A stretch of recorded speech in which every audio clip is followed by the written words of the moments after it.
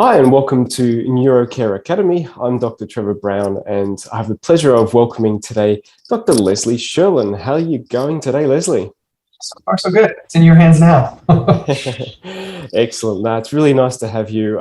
Leslie, just to introduce you, you're the former president of the International Society for Neurofeedback Research, so ISNR. You've just finished your third 5-year term last month, so 15 years in total of service to the ISNR. Thank you very much for that. Yeah, it's been one of the highlights. I consider it a highlight and a real honor to have served in many different offices for the organization. Yeah, no, we're really grateful for all the work you've done with the field. So that's awesome. You're a psychology professor, a licensed counsellor, sports psychology consultant, and neurofeedback clinician. You work in private practice full-time and academia full-time. So you're a very busy man, Leslie. Too much, actually. I've got to figure that out, but I have a hard time saying no. Also fun. Yeah, look, obviously you've worked very hard, and I'm really looking forward to hearing about all the things that you've done, which have led you up to this position of your career, including your education, all the work you've done with LORETA and source localization EEG, but particularly the work you've done with some very interesting people along the way as well, the research that you've done. Look, would you like to give us a little bit of a brief summary yourself about what you're going to be talking about today? Yeah, so I plan to just kind of introduce the idea of like how I got to this place, which I think is probably, besides the details that happened along the path, I hope to be something that's encouraging to other people, that there isn't a straightforward approach or a singular path to be successful or implementing feedback and related technologies. So that's kind of the essence of it. So I want to kind of introduce the people that you mentioned that I had the opportunity to work with. Those really changed everything. We always say it's less about what I did and more about who I was standing next to while having a good idea. So they actually deserve a tremendous amount of credit. So just kind of introducing that and kind of daydreaming about where we might end up in a decade. Yeah, no, I think, neuromodulation has so much potential, and that's one of the focuses of these interviews, is to just outline that potential. I think you're a really good person to daydream, as you say, about the potential of neurofeedback, along with other brain stimulation or neuromodulation techniques of TMS and TDCS, which are the focus as well from these interviews. And rather than being an exogenous brain stimulation technique, neurofeedback is endogenous. And so it's hard for some people to sort of come to grips with that. And it'll be nice to chat with you about that as well, and really bring the research that you've done to a clinician who's looking to implement neurofeedback or brain stimulation into their clinic as well, because really it's very hard for clinicians to understand a lot of the research and bring that into the clinic. And with your background being a clinician also, that's really going to be great to chat with you, and one of the main reasons why it's great to have you on the interview today. So thank you very much. Would you like to begin by telling us a little bit about where you completed your university degree, your background, and just a little bit about yourself? Sure, absolutely. Thank you. Yeah, and thank you also for the opportunity. It's a real pleasure to share, and hopefully it's valuable to somebody as they start to endeavor their path. So yeah, I prepared a few slides to kind of help keep me on path, because being a university professor, I can spend hours just chatting away and almost aimlessly. So hopefully that's all right. Let's so I actually began, I just happened to grow up, and this is why I said the people that I happen to be standing next to really made the difference, because I grew up in the US, obviously, and in a state called Tennessee, which is highlighted there in orange, and in a very small town that just happened to be very close to Knoxville, Tennessee.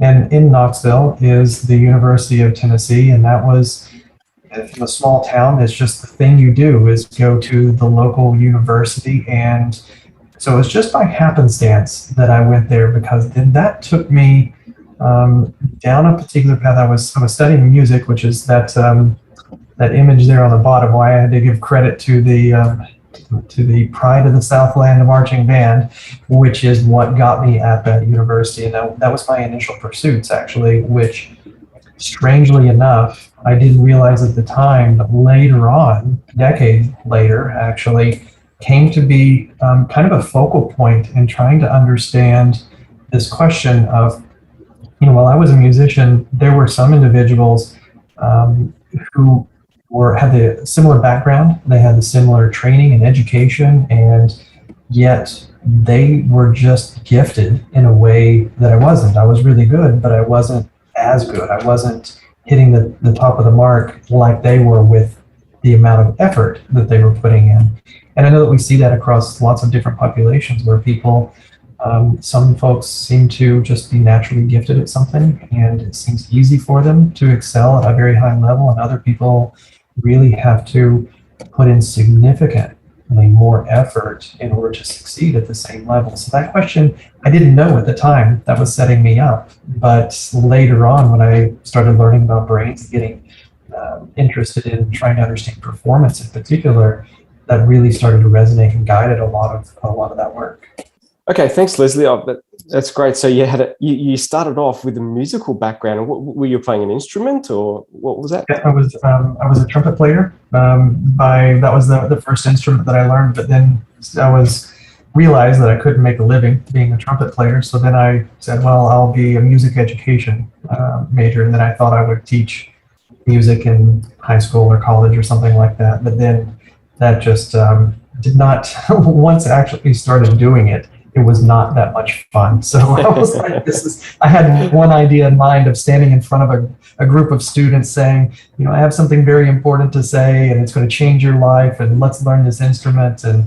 But that wasn't the way. You take a 9-year-old with attention deficits, give them something to blow into that makes loud noises or something to bang on.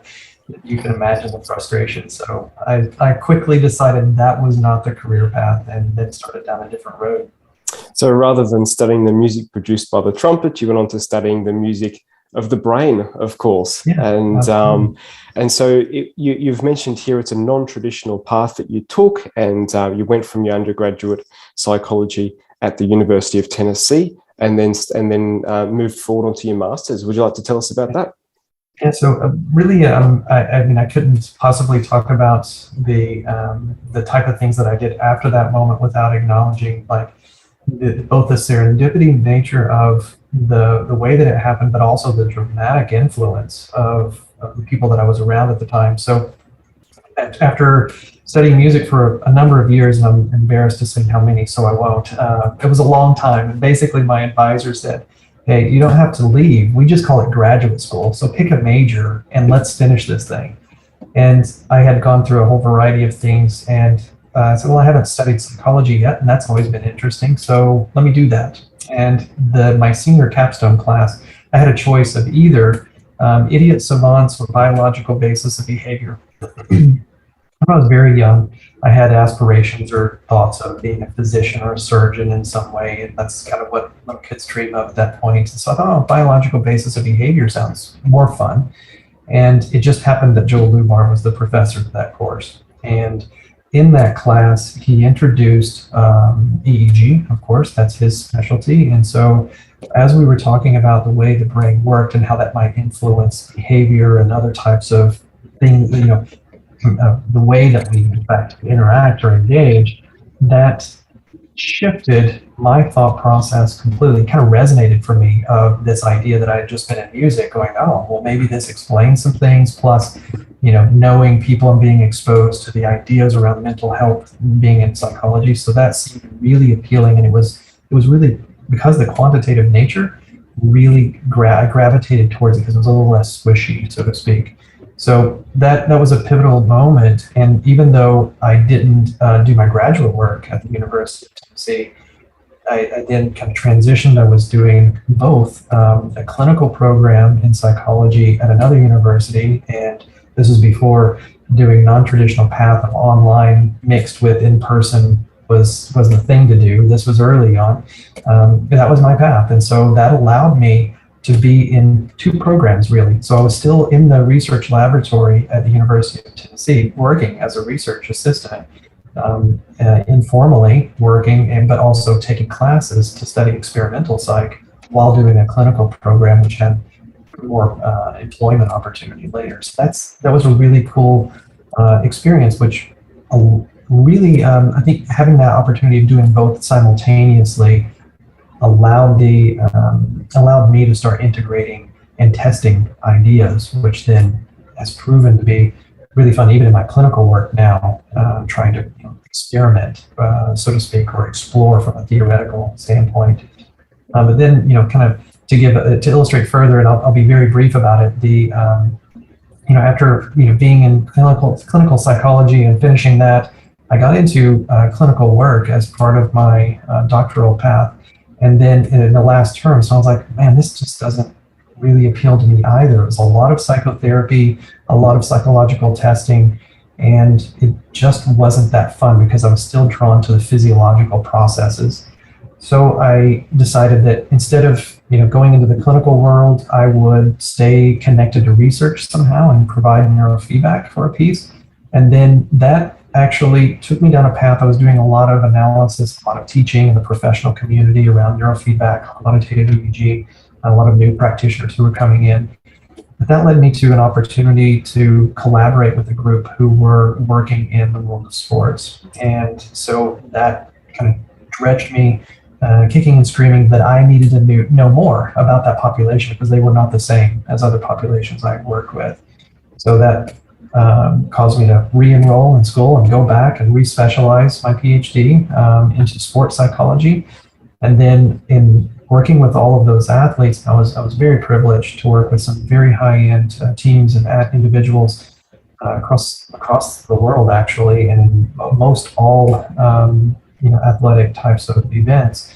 There was a lot of faith-based types of things or religious. I don't want to call it a superstition, but there was a lot of thinking from athletes about how their purpose was driven by more than just their athletic ability. So then I went back and I thought, well, I need to get smart on implementing and understanding, helping those folks with their faith-based types of integration. So then I took some classes at seminary and did another doctorate in figuring out how to navigate that space, and then started seeing more and more clinical types of things, like real clinical population or symptom presentations appearing even in the performance individuals or the athlete populations. So then I went back to understand a bit more about how I could implement more psychotherapy or counseling techniques into that process. And then that exposed me to expressive arts, or the idea of creativity, and along that path, flow states and all these kinds of things. So then I went back again, and now I'm looking into having some fun with education and looking in photography and other expressive arts types of things. But just to mention, I'll show a photo here of, this isn't the entire laboratory. I wish that more of the individuals who had been around at that time, this was years after we had left Dr. Lubar's laboratory, but there's just a collection, Rex Cannon, Nolan White, Marco Conjeda was not there, but he was just incredibly important to my world. We were roommates, best friends for a period of time, and business partners for a bit, and John Frederick, and Athenius Angelakis pictured there, but with Dr. Lubar. But this is really just to illustrate the scope that an individual, in this case Dr. Lubar, had not only on this group of individuals, but then all of the people that he has touched, that then they have influenced. So like this ripple effect. And so that's ultimately, you asked earlier, kind of like, the big picture kind of thing. And ultimately that's what I hope even like this opportunity of talking with you provides. It's just a chance to touch someone in a way that then influences the way they think about things later. Yeah, absolutely. We all get influenced by certain people along the way. And I remember one of the first neurofeedback and QEEG courses that I went to in Sydney, Leslie, that you presented in. And I was very early on in my my PhD studies at the time. And so you obviously that ripple effect that you're talking about coming down from Joel Lubar and then through yourself, and then has influenced some of my development as well. So, one of the reasons why I was looking forward to chatting with you today. And look, you mentioned before about sport, and I know you come from Arizona. I know football is really big in Arizona. You mentioned some of the sports you've had the pleasure of dealing with. Any football players or any others? Which sports have you been able to be involved with?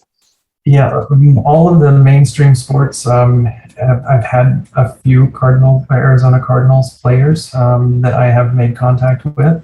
So it also through other connections, football teams, both football, North American football, but soccer or other football, as well as even in Australia. Had the chance to work with and collaborate with some of the rugby teams and New Zealand. So I know that's a big thing. We don't necessarily have to jump into the weeds of that competitive battle. But yeah, it's rugby, soccer, football, baseball, basketball, track and field. And I know I'm forgetting a bunch. There was a large portion of time that I got to collaborate with the team at Red Bull North America. So there's a lot of action sport athletes or non-traditional type of stick and ball types of things. Volleyball are really into a lot of the types of techniques that we've used in neurofeedback as well. So there's, really, I can't think of, it's even figure skating and,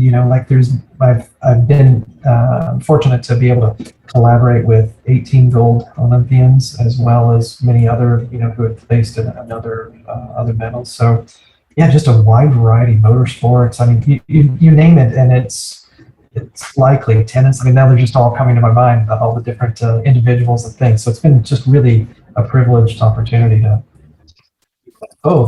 hear their experience on that sport. It's really helped me get smarter about the framework or the way that we think about the way that the brain contributes to performance by hearing how they go about their craft and it being so varied. There's some common themes that show up.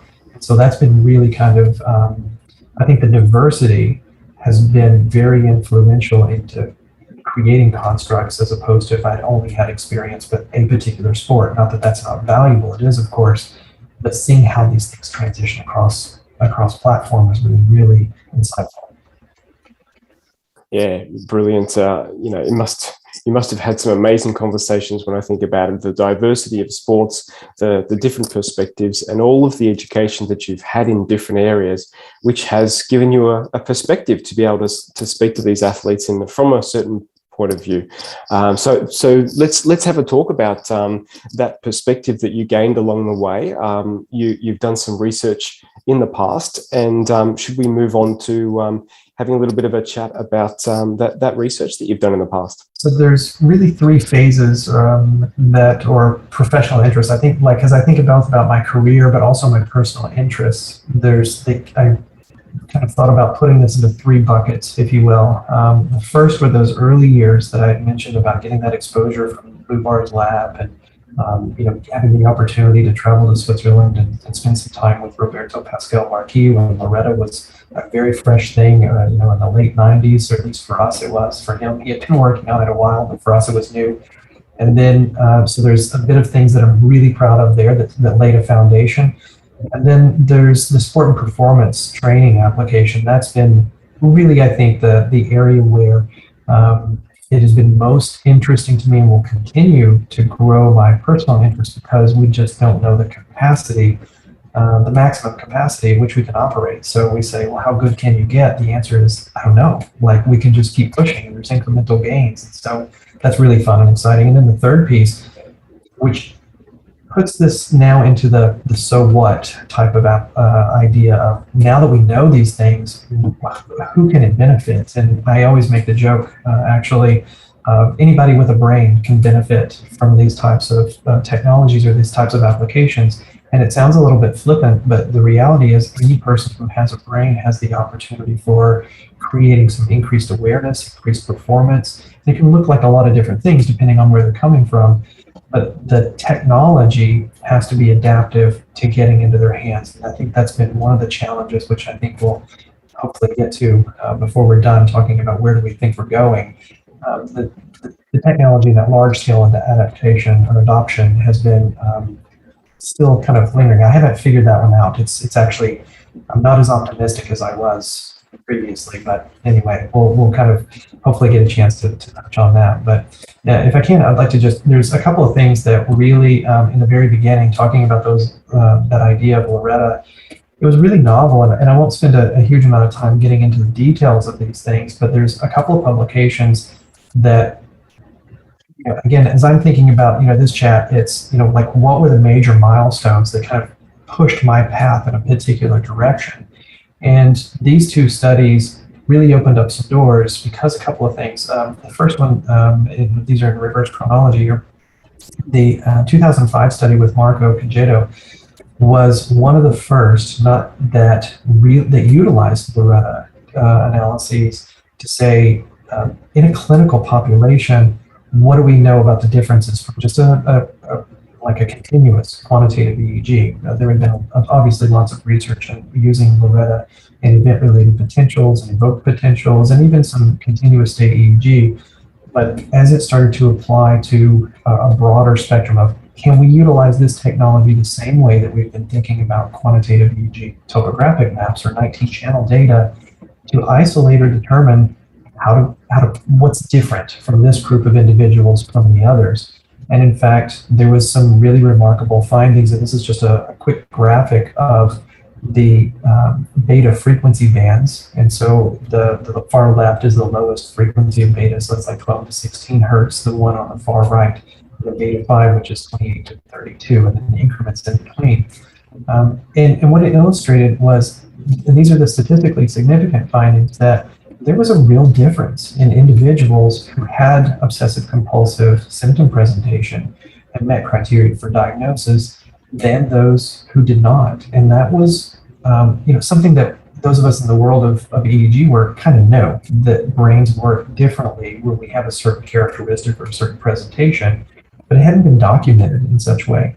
And Neuroscience Letters was, I was young at this time, and that was a pretty big boy journal, and that was a really big accomplishment for us to get there, illustrating something that hadn't been previously really thought about, and that sparked.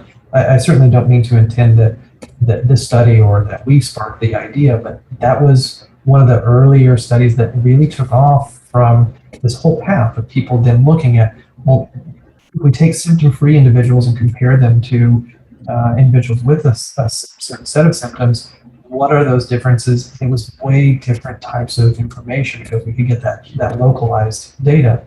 Another second study that was really pivotal in that domain was for a couple of reasons. One, again, I was privileged to work with some really some major players. Deborah Buchwald, who is in the world of looking at monozygotic twin studies, really well established. And then Tom Budzinski, who we know in the world of EEG and neurofeedback quite well, had the opportunity to look at monozygotic twins where one had chronic fatigue syndrome and another did not. And so this was a big deal because, one, we don't know much about chronic fatigue syndrome, where it came from specifically, what's the brain contribution, and then also because of this incredibly strong methodology that was behind it. And there were some very specific findings. And the image on the figure 1 that's noted there is the delta frequency, and then the figure 2 is the theta. And they're in different areas, obviously, and I'm not going to read the captions to you, but the point of illustrating that is to say that even the individuals who were involved in the other research with chronic fatigue syndrome said, wait, this now gives us new insight into the way that we had been thinking about things that were already well established in chronic fatigue. So that led to the idea that if we can be more specific in localizing where the activity is coming from, we can be more specific in our interventions. And that became pretty massive, especially from an EEG standpoint, which historically in the medical community is and we all agree that it has low spatial resolution.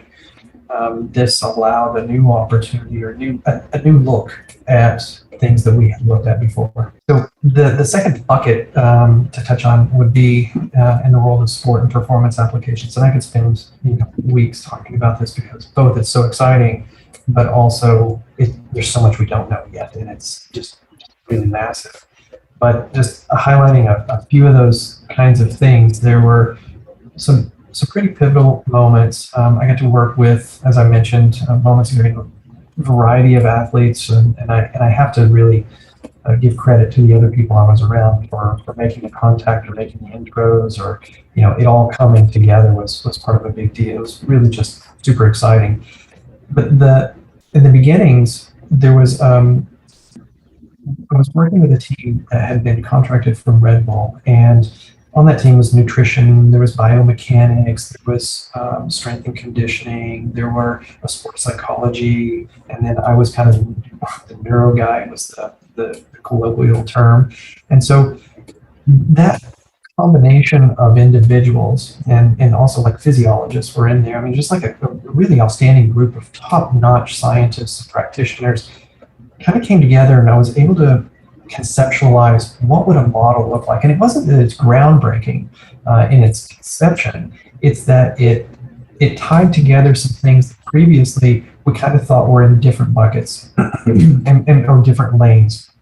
So, the biomechanics, physiology guys were kind of in one lane, and they didn't really cross over with the sports psychology guys very much, and I didn't cross over with the nutrition guy very much.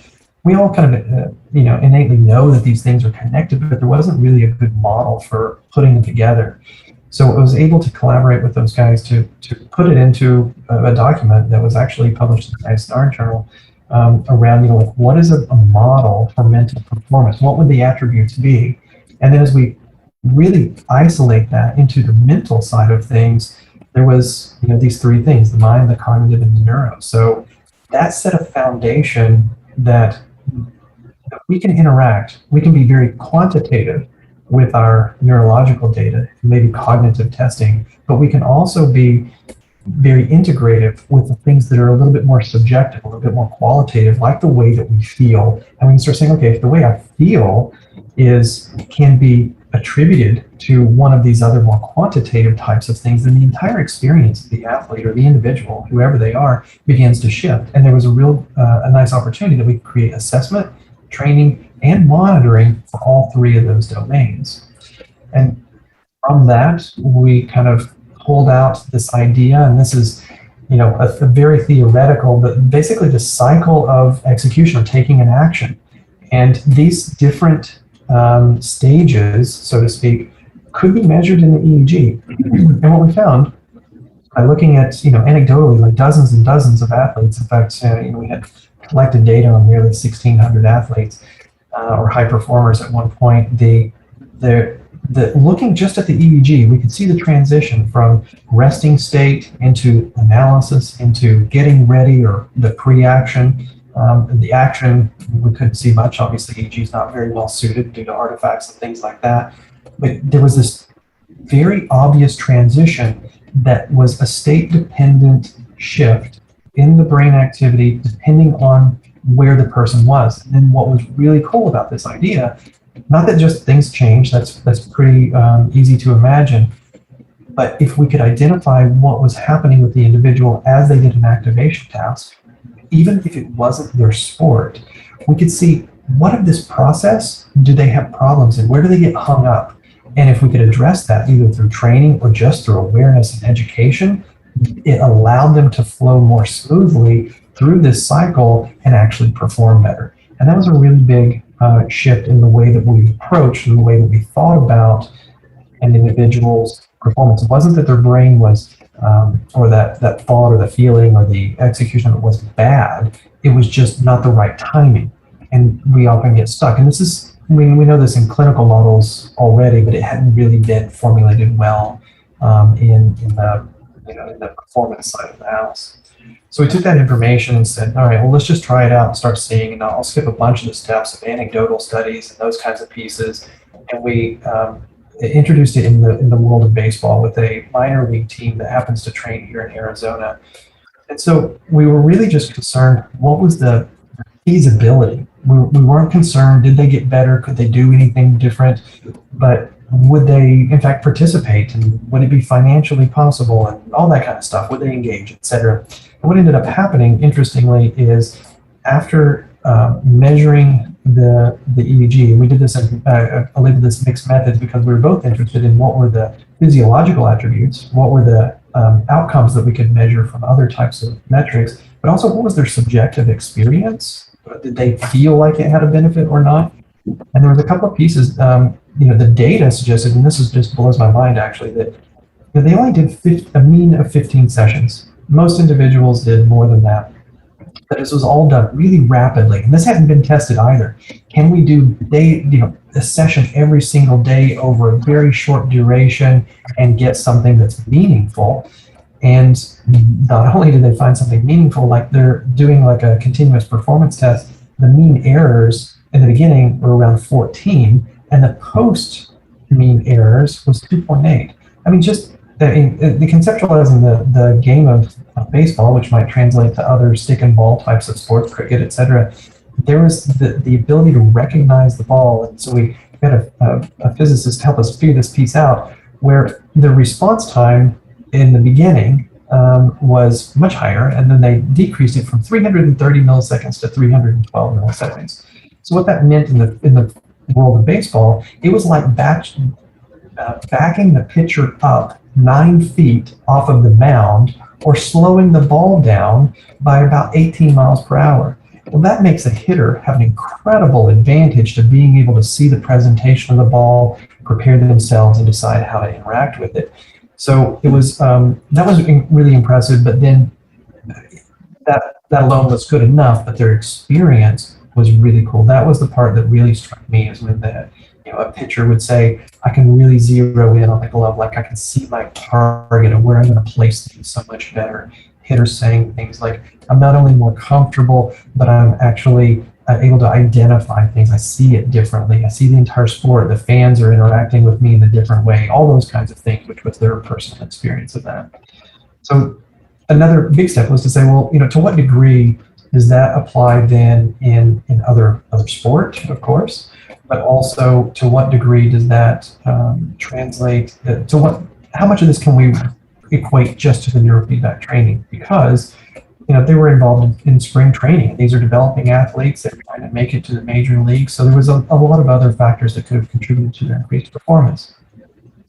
So we were fortunate to work with another guy, I have to say his name, Jeff Troche, he was part of the Red Bull team for a period as well, but also helped in lots of ways. This was a golf study at the University of California, and they went on to win the national championship that year. We took those golfers, and in the first semester of the year, we said, if you're interested in participating and you want to do the neurofeedback, then great, you can do that. If you don't want to participate, that's cool, but we're going to do an EEG recording on you anyway, just to measure across time. And so we had this crossover design, and then if they were interested in participating, of course, after informed consents, et cetera, they got pulled in, and then they got split into groups. And the most interesting thing happened. So the NPP here on this illustration is at the time we were using a test called the Neuroperformance Profile. And so that was the EEG assessment. And then the first group did the brain training, and then at Christmas, before they went home for the semester break, they had another evaluation. And then when they came back from break, the other group got the opportunity to then participate. So there was a growth thing. Again, this isn't without confounding variables, as most research is. But what was really cool about this experience is that group 1 had significant improvements in all 4 of the metrics that we were looking at, performance outcomes. Fairways hit, greens in regulation, 3 putt holes, and the number of putts. I apologize. Fairways hit was an increase, but it was not significantly, statistically significant. That's why it's noted in blue there. So during the training period, so this is the group 1 who did it in the beginning, significant results, almost everything. And then from time point 2 to time point 3, they continue to improve with the exception of 2 things. And so what this tells us is it wasn't just that they were a developing athlete, because once that we withdrew the feedback, some of the metrics started to decline. And if it had been only their coaching or increased practice or maturation, then those results would have continued to increase. And then when we switched groups and did the training on group 2, you can see that's the part that's highlighted there in the green section, they improved to a statistically significant degree, wherein between time point 1 and time point 2, they had not changed to a statistically significant degree. So this was really a nice model of saying neurofeedback training for this particular group of individuals significantly influenced their game of golf in a positive way. And so just another little graphic on that one. You can see from time point 1 to time point 2, and these particular as a group average. And these are really major attributes of who ends up winning championships, who ends up getting into the money rounds, those types of things in the professional levels. So it not only did something for us in the world of golf, but it did something in the world of performance to say that this is additive. It has value in actually changing performance outcomes, not just your subjective experience of your performance. Gee, you've certainly had some great experiences there, and moving from really the very sick population with OCD into high performance in such a broad range as well, isn't it? So I guess that early methodology that you learned with LORETA and EEG processing has really, set you up for being able to use these techniques and combine all these techniques with your education around counselling and psychology and knowledge of the mind, and put it all together in these sorts of opportunities to apply it to elite performance. So before we move on, I might just break up the interview a little bit away from the research and just get to know you a little bit. And so one question I like to ask my interviewees sometimes is, if you had the opportunity to invite three people, three historical figures or current figures that just interest you in some way, who would they be and why? Yeah, that's such a tough question because there are so many, so many people. There's the obvious types of things of Mother Teresa and Jesus Christ and Muhammad and all these, like religious or philosophical types of leaders. And then there's, people who have been, prominent in developing countries and the way that we see things, leadership of either our favorite presidents or prime ministers or whomever they might be, those kinds of things. So it's such a tough question to answer. I think for me, and there's probably, this is a little silly perhaps, but even there's a few high performers that have really done some pretty amazing things that I have a question for them about, so, it could be somebody like, I'm having a hard time even coming up with like my favorite athlete when I was growing up that I idolized, there was a quarterback named Brett Favre who just seemed to always be super, super calm and collected. I'd like to it's like, would I choose that over meeting, Buddha? How does this all fit together? So I don't know, it's a super hard question. I think if I was forced to choose, I would have to pick a religious or a type of leader. And so for probably a Jesus Christ, and to see how much of it we got wrong and how much of it we actually got right based on the storytelling over the centuries. I would probably also pick one because obviously being based here in the United States, our most recent politician, perhaps one of the few politicians that I've ever admired from both a political standpoint, but more importantly from a personal standpoint or personal development standpoint, would be Barack Obama. So I would be curious about some insights or things that they might provide. And then, there would have to be a prominent female in there. Can't just pick there's just, I don't know who that would be. Mother Teresa, I guess, would be the person that comes to mind. I was trying to push myself outside of the religious, philosophical kind of context, but because of for her, the capacity for creating, gratitude and appreciation for all types of individuals amongst really challenging times, and I think that might be influenced by our current socio-political states that are happening, in our current times that kind of push me to those people. But anyway, it's not a very concise answer, but that's where I'll stick. No, look, really good, and that'd make for some very interesting conversation, I bet, from different historical periods as well. So that's wonderful. Thanks for that. Allows us to get to know you a little bit as well, Leslie. And you get to know me a little bit too. Don't ask me that question. Okay, fantastic. So we'll move on now and start to look at a little bit about what you're doing now and what you're heading towards in the future. How's that sound? Yeah, that's great. And just to touch on that, like you opened up a question, like just in even talking about the research that I think is really critical. Like the third bucket of that it does go into what I'm working on, but also a bit of like where I think we in the neuroscience community will kind of end up. So that third bucket for me was around technology and the adoption of technology. And the very first study I got to work with a device was with some colleagues, Sarah Wyckoff and Fred Munch, who were where we were working on this device, which was a simple heart rate variability, or actually respiratory sinus arrhythmia biofeedback device. We were looking at the time to see to what degree does this versus a placebo passive, device affect anxiety or state trait anxiety. And of course, breathing and having increased respiratory sinus arrhythmia improved the individual's experience. So this isn't like from a scientific standpoint, it wasn't additive to the body of knowledge, but it was the first moment of going, wait, there is a technology component in my mind that said there's a technology component that doesn't have to be what I have traditionally experienced in a laboratory or in a clinical setting that allows an individual to do something different, to learn how to change their physiology in a positive way.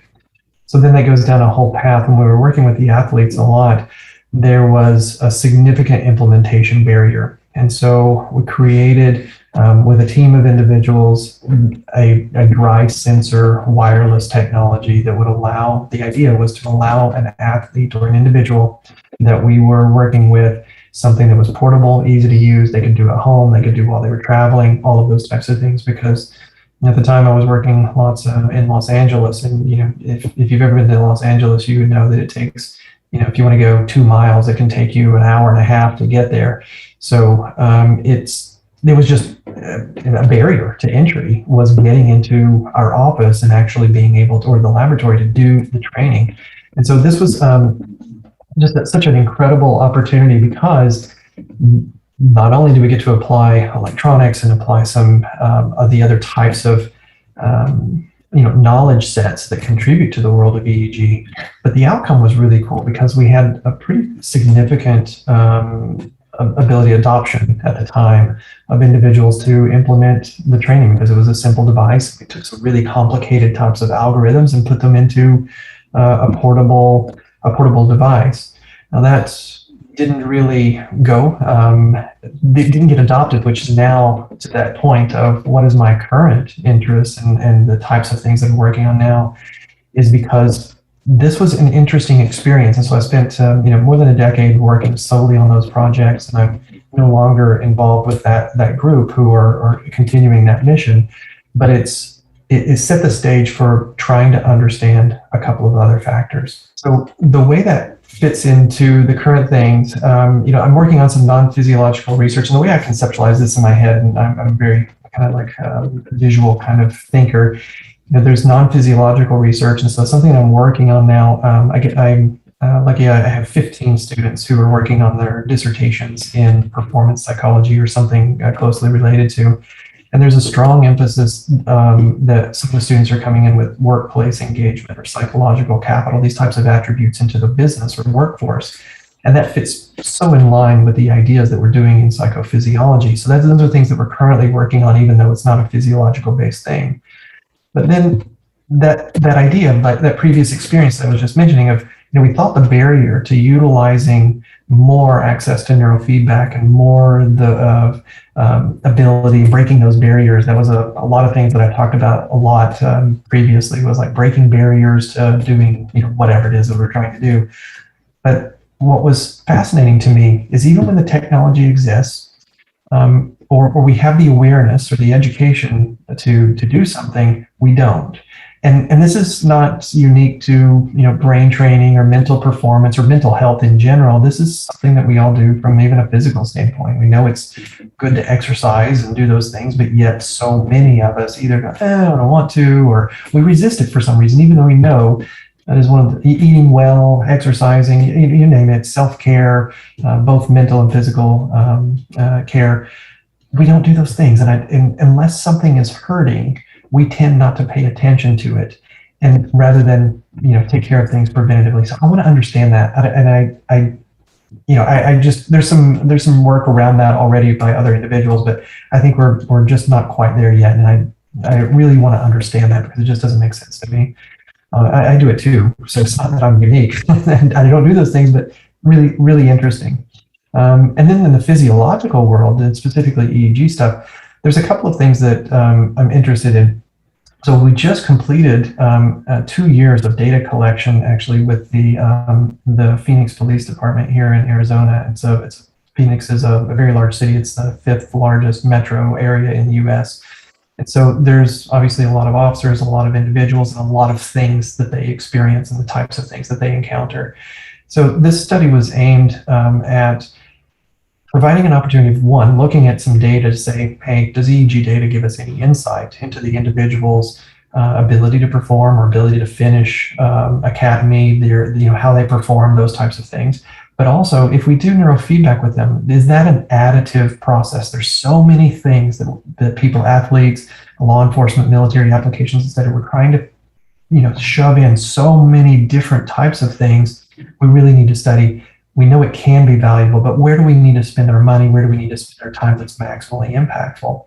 So we're studied this in this group. I have only anecdotal stuff, which I won't kind of get into those results because who knows how that'll turn out in real life. I don't want to jinx anything, but we're interested to know, do the individuals who have access to the training both perform better once they're on the job, on the streets doing their thing, either from better decision making, which has been a very hot topic here in the U.S. around the policing and how we do that, the use of force, etc. Does it have an impact in how we perform? Does it keep officers and public safer? Like, are those decision making? If we can control our arousal in a better and a more healthy way, how does that impact outcomes from a law enforcement standpoint? And then resilience also. That group of individuals, they show up to work not knowing how the day is going to go. Like, I'm pretty confident, barring a very slim possibility of something catastrophic happening, that I'm going to come home tonight after work, where these individuals don't always know that they're at increased risk anyway. So how does that resilience take place? And when we see bad stuff that happen, they're exposed to all sorts of things, how does that play out? And can neurofeedback be something that both preventatively helps them manage that better when exposed, or even after the fact? And that's a downstream question. We weren't exploring those things here, but wanting to know, like, will that be something that will be helpful in a traumatic, if they have a traumatic experience, et cetera. And I'm an equestrian, so I'm interested in equestrian sports, and particularly I became interested in this. This is both a physiological component, but also more of a more psychological component, I guess, would be the way that we interact with a horse in the equestrian sports, because it's not just a piece of sporting equipment or a tool that is used. And that particular animal is really adaptive and insightful, and they can perceive, they can, like when you sit beside somebody and you kind of feel their energy, I'll use that term very loosely, whatever that means to you. We pick that up, and a horse, within 3 to 5 feet, we can kind of start to feel resonant frequencies from heart rate and respiration, those kinds of things. A horse can pick that up from 25 to 30 feet. So I'm curious if we could enhance that relationship. And there have been studies measuring equine heart rate and even some EEG types of things. I'm curious, is there a coherence between the rider and the animal that could be augmented in some way to enhance the experience, particularly what the overall experience from a therapeutic standpoint, but from a performance standpoint, or a sportsman who is using a horse in sport, does that change outcomes in some positive way? We know that when we're interacting together, learning the cues, et cetera, that happens quite nicely. So that's very interesting. I'm just kind of formulating that piece. We've got some ideas and equipment and things like that, but we're just tinkering at this point of what to do with it. And then expressive arts therapies are particularly interesting to me because it's such a subjective experience, but there's some early data around how that subjective experience shifts the physiological piece. And so this is something that we do. It's easy access. There's no technology involved. It's low cost. I mean, giving a kid, some paints and paper, or, a grown-up some clay or sand, or, whatever the modality is, how does that change the physiological components? And so I think if we could and translate that not only just to expressive arts, but all sorts of things that we do, whether it's our recreational activities or hobbies. If we could understand the role that that self-care or that expressive nature contributes to our physiological health, it might be more widely accepted as something that's productive to do rather than stigmatized almost negatively that we're being not as productive, or we're not being as, we're not doing or engaging enough in other ways. So anyway, those are the kinds of things that both currently working on and thinking about, but ultimately those leading to this idea of like, here's a photo from a long time ago, but getting people more access, like all of those things that I mentioned that we're thinking about in these examples. Yes, there's some data. Yes, there's some basic science types of questions that I want to answer. But for me, I'm really sort of being in the experiential piece.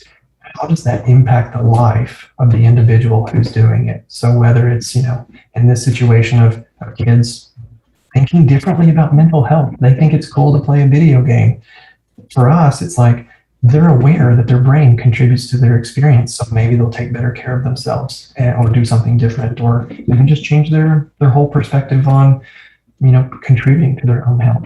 Good. Well, Leslie, look, some really interesting work that you're doing. And, just for those people, just to sort of sum up, we're talking about EEG, giving us information, giving us a window into what's happening in the brain. And you spoke about arousal levels, about law enforcement starting your day and not knowing whether they come home at night, and what that does to arousal levels, and having access to this window into the brain through EEG and through technology, which is mobile, gives us the ability to, I guess, reduce the stigma attached to being sick if you play around with the brain.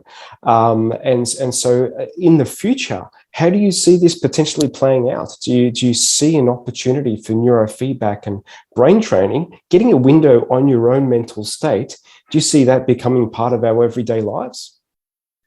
I would like to think so. As I alluded to earlier, I'm a little less optimistic than I would have been 10 years ago, 20 years ago. In fact, as I was thinking, one of the common types of things that comes up in these types of environments or question answer kinds of things is, where do you see the field going in 10 years or, 5 years, whatever.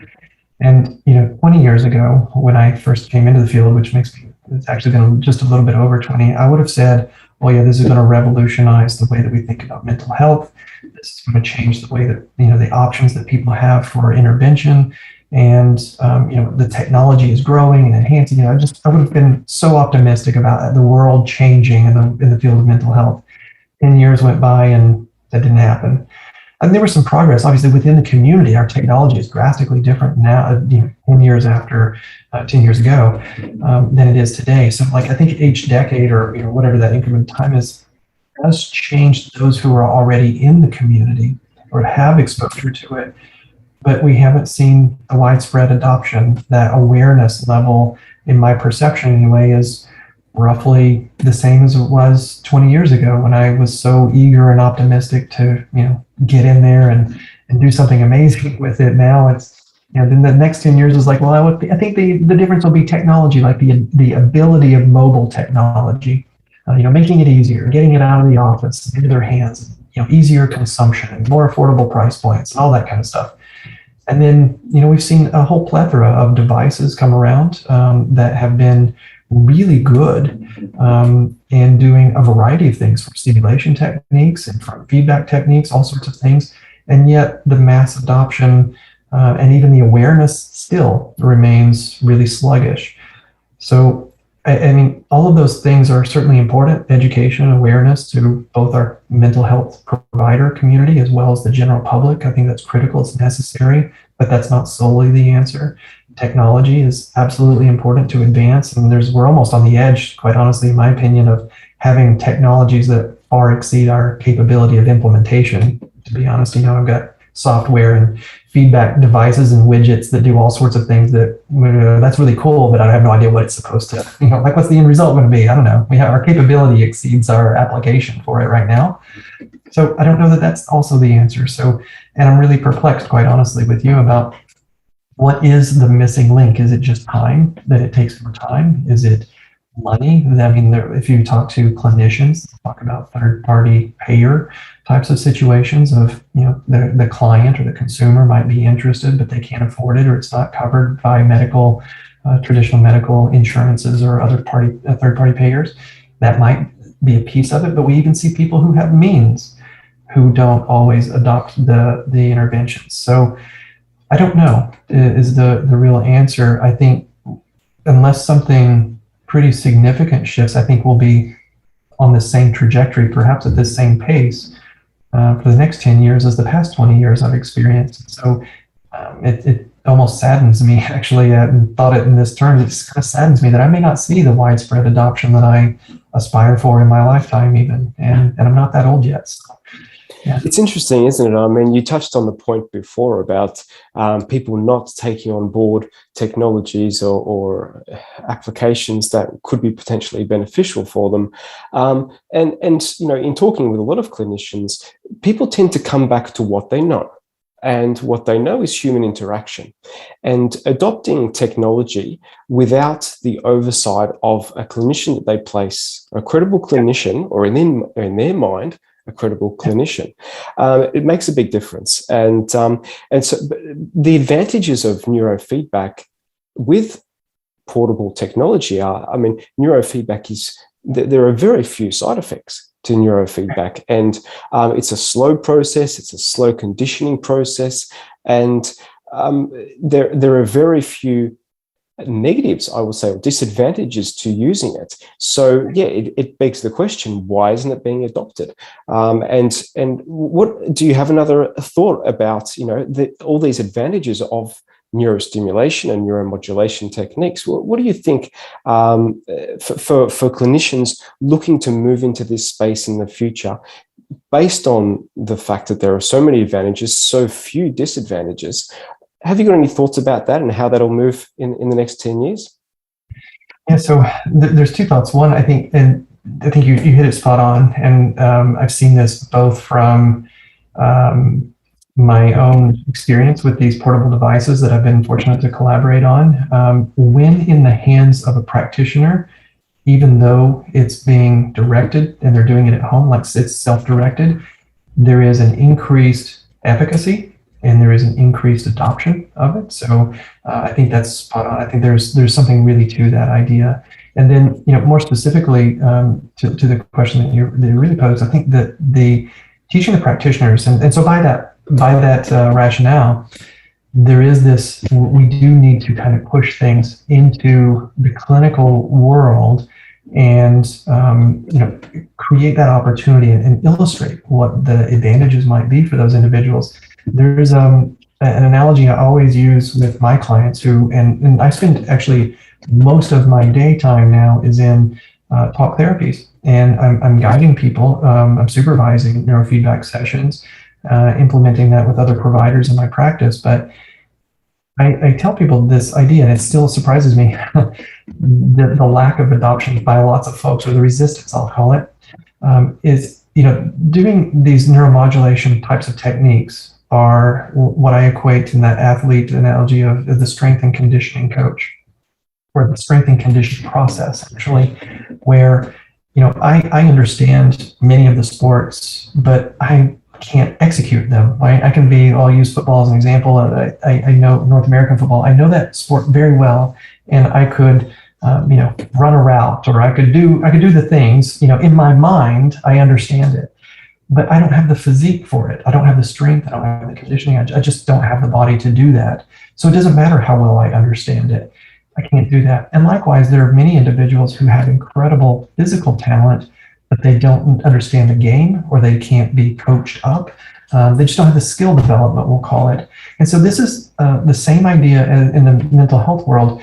Our brain is that strength and conditioning, and that's where our neuromodulation techniques can be effective, is preparing a brain to go into the sport of life and execute, but we still need that other component, which is the coaching, the teaching, and that can be from educational opportunities, it can be from psychotherapies, other types of things. And so I equate our mental health, whether that's from a clinical perspective or a performance perspective, to requiring both of those components. We need the physical body and we need the coaching and the skill development just the same as if we were doing a physical activity.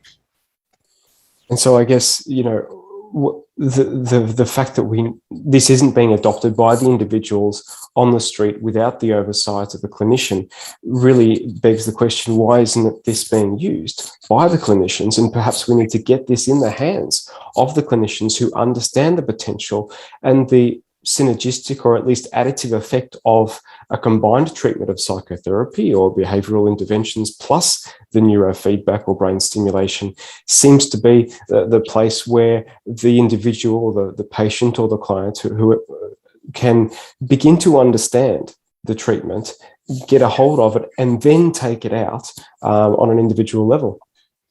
I think it seems like the most straightforward path. At least we know for sure that, having access is not just enough.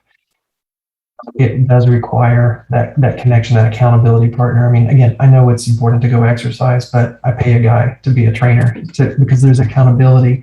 It's like, there's something about that, like you mentioned, the human connection that we just get. We're more accountable. I mean, it's beyond just accountability, but that's a philosophical topic for another chat. But I think that's spot on. We just have to get it in the hands and the education, the awareness to more healthcare providers, so they can also see the value. And then eventually, we hope that it spreads and grows, and those are willing to give it a go. Well, ultimately, we want to help as many people as possible, and this is a tool that that clinicians have to add to their practice. And obviously, being a clinician yourself, you've done that, and you've done that successfully for many years. And it's great to have your clinician, researcher, psychologist perspective on this, and really appreciate your time today. It's been fantastic to speak with you, Leslie, and you've got a lot to offer everybody in your experience. So it's great to share that with anybody who listens, and hope we can actually help people to move into the space of neuromodulation. Yeah, absolutely. Thanks for the opportunity. It's been really helpful to even articulate the thoughts. It's a good time.